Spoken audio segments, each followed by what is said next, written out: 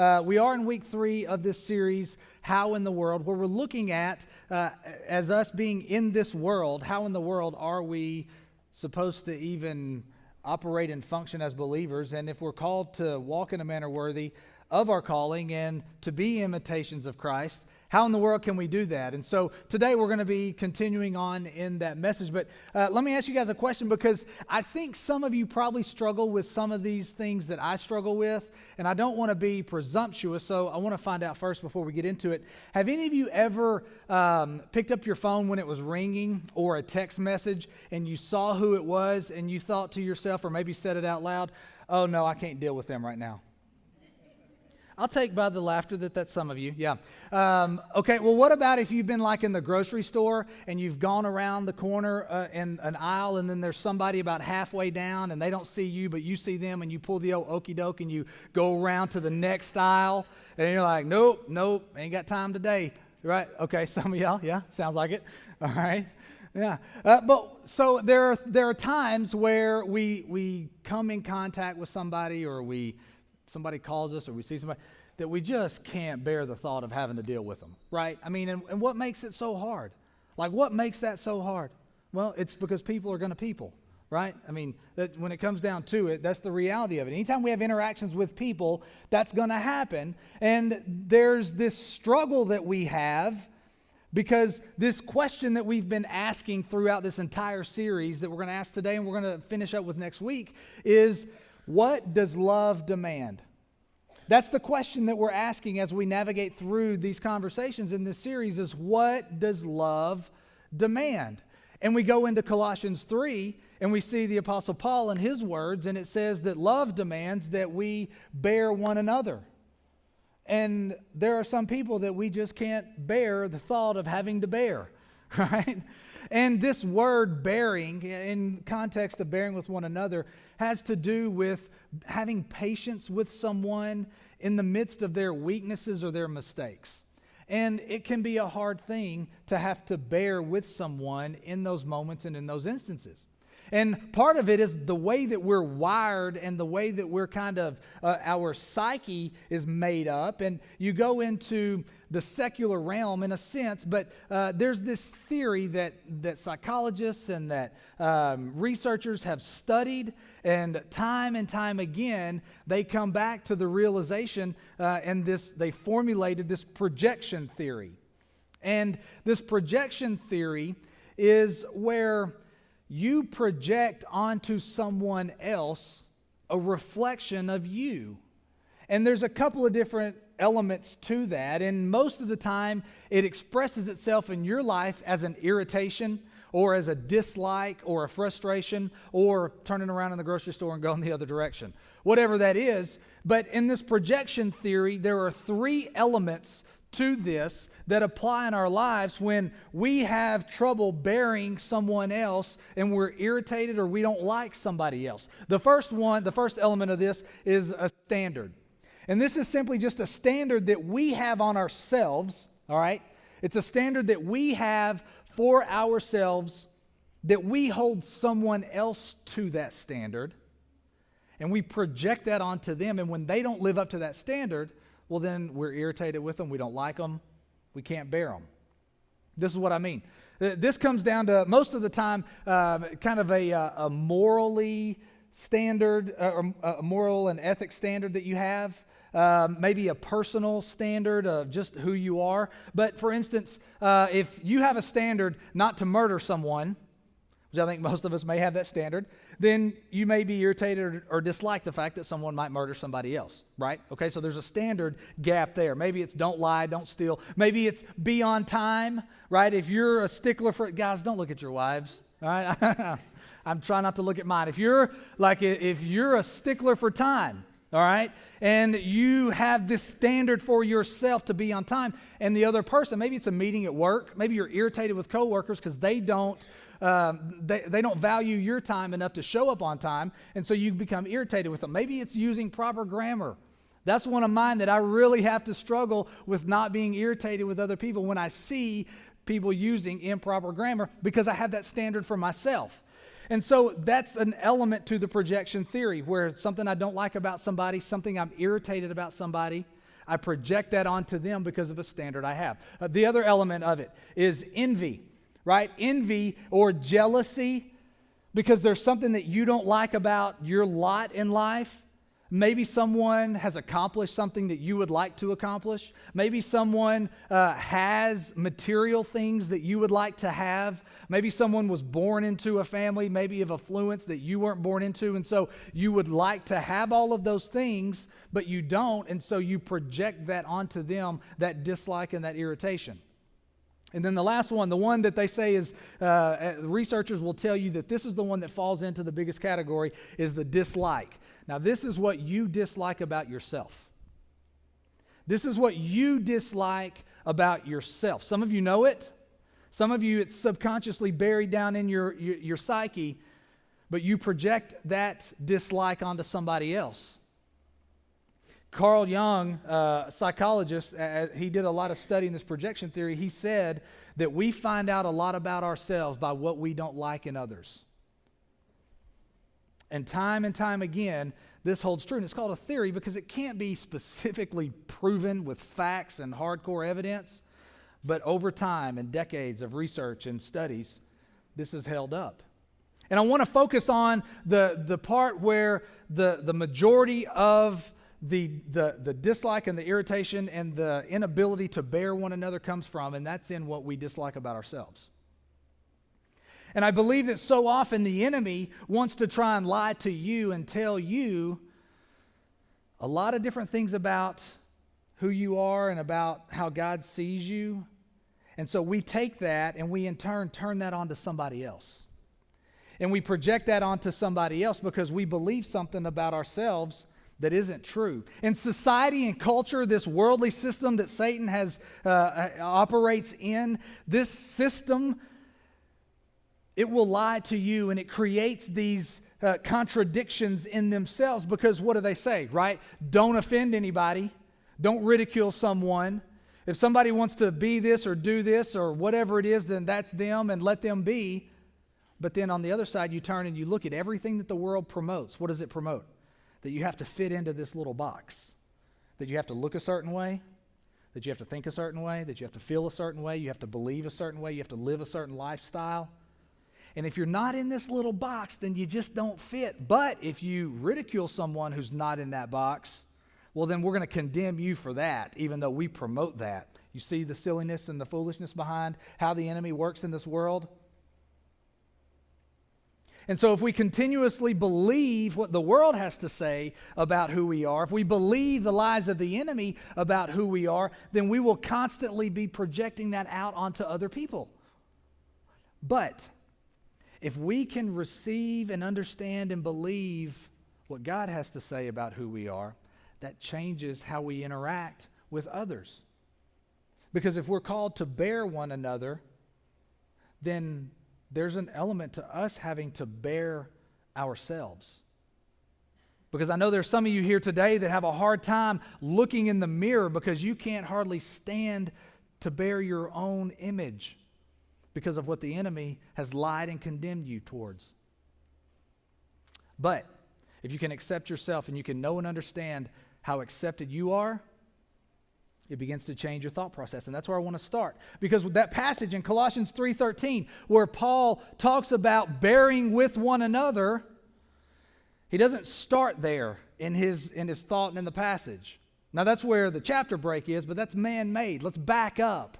Let's move back in the passage a little bit. And I want to go to Colossians chapter 3, but I want to go into verse 12 because he takes time and he wants to make it clear who you are before he ever starts talking about what it looks like. Look at what he says.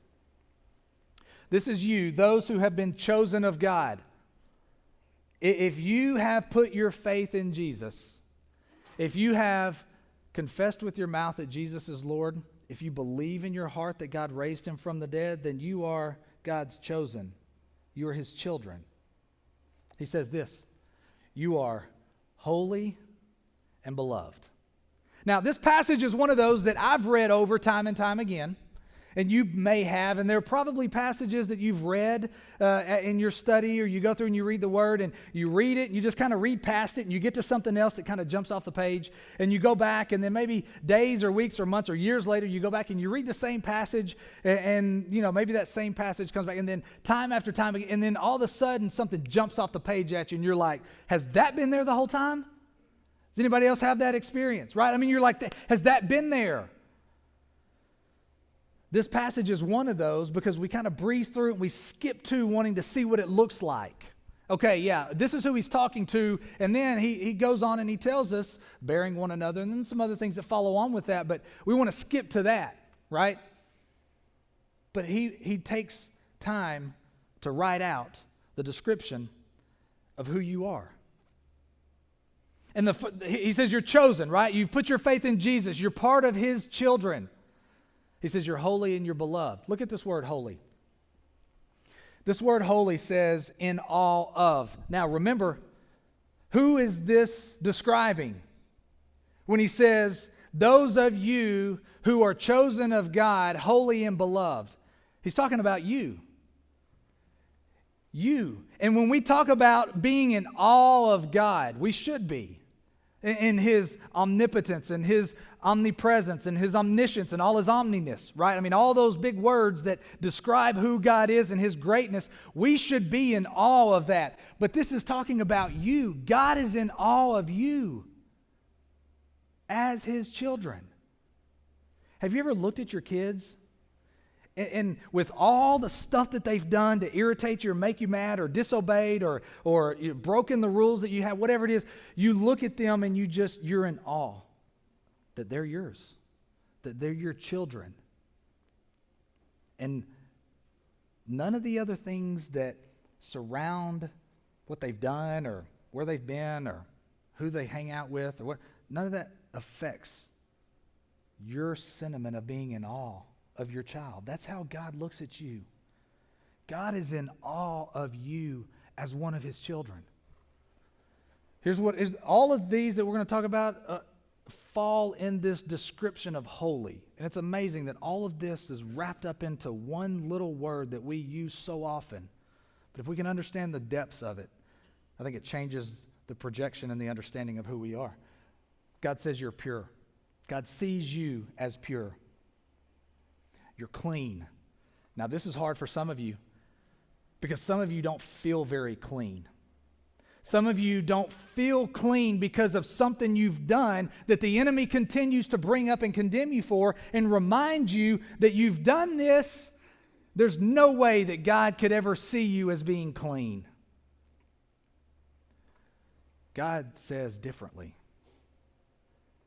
Whether or not you feel clean has nothing to do with how God sees you, and he sees you as clean and pure. Along with, in all, pure, clean, without blemish. Without blemish. That means that there is nothing that you have done that the enemy tries to keep bringing up and condemn you for, that he tries to tell you that you're not pure, you're not clean. There's also nothing that you have done that the enemy can accuse you of and hold against you because of what you've put your faith in Jesus. You are without blemish. When God sees you, he sees you without blemish. You are upright and you are virtuous. You say, Matt, sometimes I just don't feel very virtuous. Sometimes I don't say very virtuous things. Sometimes I don't do very virtuous acts. How can God see me as virtuous? Because it has nothing to do with you. It has everything to do with what Jesus did and your faith in him and how God sees you. And what you do or don't do doesn't change how God sees you. He says you're holy. He says you're beloved. Look at how he describes the word beloved. He regards you with strong affection. Now, don't we always turn that around and say we are to regard God with strong affection? Absolutely. But where does that come from? How can we ever do that? It comes from a knowledge and understanding that he regards us with a strong affection. He regards us with favor. And I don't know what that looks like in your life. It's different for all of us. I do believe that. Whatever that is. But whatever you need, He's promised to provide for our needs. Whatever that need is, He provides. But favor goes above and beyond just what we need. I could probably pass the microphone around here and ask you to just name one thing that you have that's above your bare basic needs. Every one of you would have something to say. Some of you, we'd have to jerk the mic out of you. But it's the reality of it. He gives us exceedingly abundantly above anything that we could ask or imagine because we are beloved. He wishes well on us. He wishes well on us. And again, none of this has anything to do with what we do. Because there are times where we probably say things or do things or think things where we think, God's probably not wishing me very well right now. In the midst of all of that, none of this changes. None of this changes in how He sees you. Do good to. There's an understanding and an idea as being beloved, as being a child of His, that God wants to and does good to you, for you, and in your lives. And it's all based off of what Jesus did. 100%. Last one here. Delight in.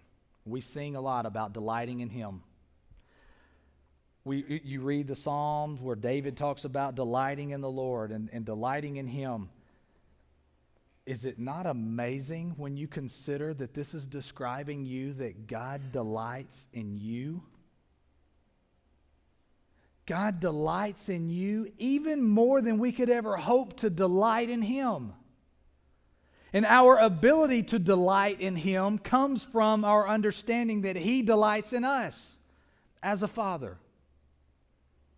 And so when we understand and begin to grasp how God sees us as holy and beloved, that He's in awe of us, that He sees us as pure and clean, He regards us with strong affection, He pours favor on us, He's good to us, that He delights in us.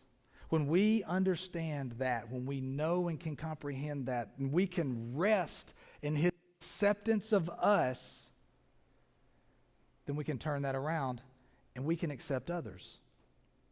That's where it starts. That's where bearing one another starts, is in accepting ourselves and accepting who you are, accepting what God has done for you, accepting how God sees you, accepting how God accepts you, then we can accept others. And then as we move forward in the passage, Colossians 3:13, he says, bearing with one another. He also says this, forgiving each other. Forgiving each other. Now this is hard, isn't it? This is hard. Why? Because people are going to people. I mean, people are going to hurt you. People are going to do things to you throughout the course of your life, and some people have done some things to hurt you. And people will continue to hurt you as long as you're on this earth. And the hard thing for us in this worldly system that Satan reigns over, the hard thing for us is that we see culturally what is told how we're supposed to react when someone hurts us. Right? What do they say? Someone hurts you, then do what? Yeah, hurt them back, right? Get even with them. You don't have to one-up them, just get even with them. Just fight fire with fire. Do unto others what they did to you. Right? That's not the golden rule, by the way. But that's how the world tells you to respond to someone that has hurt you. Satan didn't come up with that. You can you can pick up this Bible right here, and you can go in the Old Testament, and the law said that justice came through just that. Look at Leviticus. If a man injures his neighbor, just as he has done, so it shall be done to him. Fracture for fracture, eye for eye, tooth for tooth. Just as he has injured a man, so it shall be inflicted on him. Right? When we talk about all the Bible is for us, but it's not all to us, it's passages like this. Do you think this was written to you? If you do, then you're going to try to inflict justice on someone that hurts you. Whatever they do to you to hurt you, you're going to try to do to them to hurt them. Eye for an eye, tooth for a tooth. That's what society will tell us. That's what the world system operates in, that line of thinking. And then Jesus came. And then Jesus took this understanding and this teaching and he turned it upside down. He flipped the script on everything. If you've got your Bible, your app, whatever you got, if not, we've got it on the screen for you. I'm going to be in Matthew chapter 5. Matthew chapter 5, we're going to start in verse 38 here. Look at what he says. You have heard that it was said, an eye for an eye and a tooth for a tooth. You've heard this. The people that he's talking to have heard it because they studied the old law. Have you heard, sitting in here today, that if someone hurts you, then you just hurt them back and do to them and get justice? Yeah, if you've heard that, listen to what Jesus has to say. He's talking to you if that's the case. You've heard eye for an eye, tooth for tooth. And then I don't believe it's taken too much liberty to think that Jesus would ask this question here, but what does love demand? But what does love demand? You've heard eye for an eye, tooth for a tooth. But let me ask you this. Before I go on, let me ask you this. What does love demand? And then he tells us. Do not resist an evil person. Whoever slaps you on your right cheek, turn the other to him also. If anyone wants to sue you and take your shirt, let him have your coat also. Whoever forces you to go 1 mile, go with him 2. Give to him who asks of you, and do not turn away from him who wants to borrow from you. He closes it out. He says, you've heard it was said you should love your neighbor and hate your enemy. I say to you, love your enemies and pray for those who hurt you. That's a hard thing to do. Pray for somebody that's hurt you. Not, God, bring down fire and hell on them, please. Love your enemy and pray for them. Pray for those who've hurt you. Are we serious right now, Jesus? Like, there's got to be, can't you handle this? Like, I'll just step out of the way here and I'll just leave it to you. Paul kind of brings this in because Jesus raises the demand of what the law said. Law says this, here's what love demands. Paul says it this way in that same passage in Colossians 3. He says, just as the Lord forgave you, so also should you. And when we look at this and we see it, so often we say, yeah, that means unconditionally, right? No strings attached. I forgive you. That means there's nothing else to it. That is true. But it's so much more than that. It's so much more than that. It's an understanding and a realization, if you haven't, that forgiveness isn't contingent on the person receiving it. Here's what I mean. Jesus came on this earth and he died for you and for me before we ever took our first breath. From the foundation of the earth, it was determined that he would come and that he would die for us. Paul tells us in Romans 5 that while we were still sinners, Christ died for us. And that God was reconciling the world to himself through his son Jesus. See, there was this gap. There was this separation between you and God because of sin. And that while we were still sinners, we're all born sinners. While we were all sinners before we ever put our faith in Jesus, God sent his son Jesus to die for you and for me. And here's the thing.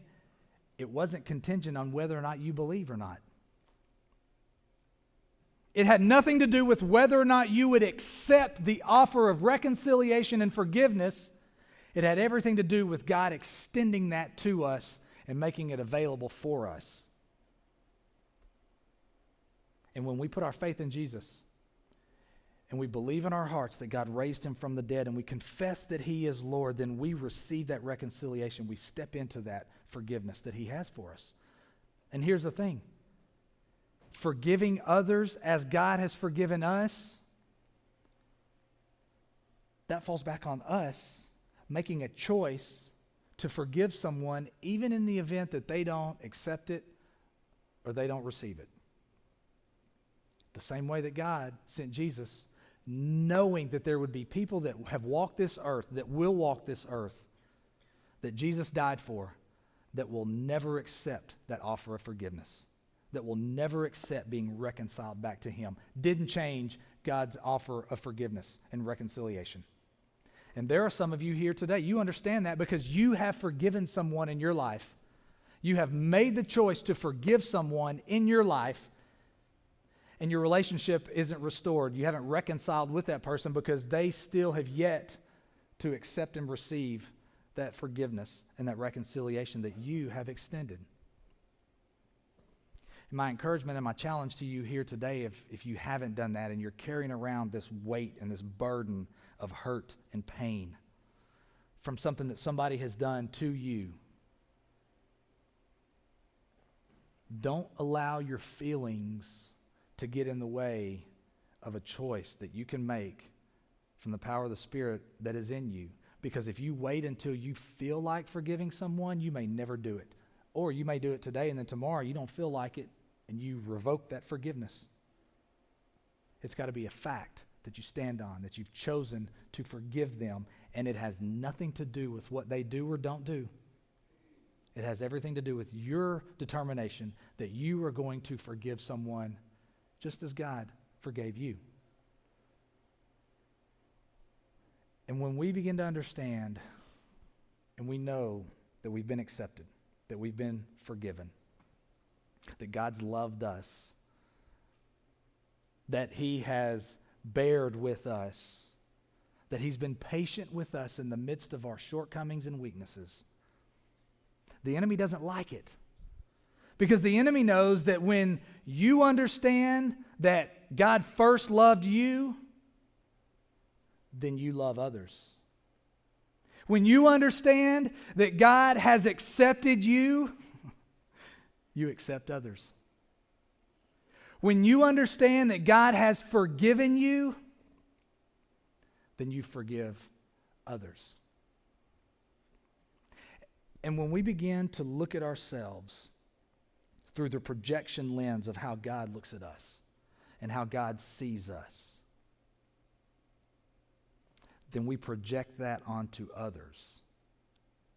And when we're called to love one another, we understand that God loved us first.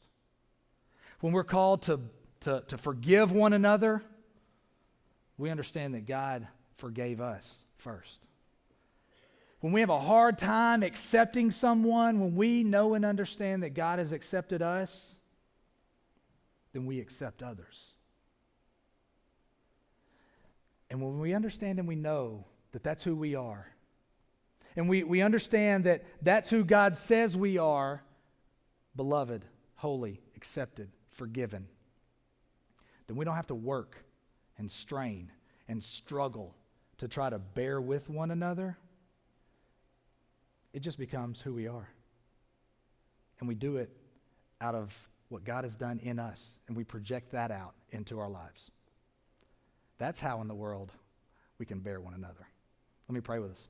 Father, thank you for today. Thank you for your Son, Jesus. Thank you for what He did here on this earth. God, changing the script and the attitude and the mentality from just tell me what to do and I'll do it to what does love demand? God, I thank you for what you've done in our lives, loving us, accepting us, forgiving us, bearing with our shortcomings and our weaknesses. Father, I pray today that we're reminded constantly about who we are as children of yours. And that when the enemy tries to condemn us for how we may feel a different way, Father, your Spirit guides us into the truth about what's already been done. And that as we grow in our understanding of who we are and of what you've done for us, that our lives just become a reflection of that. And that we project onto others what you project onto us. We thank you and we love you. And it's in your name we pray. Amen.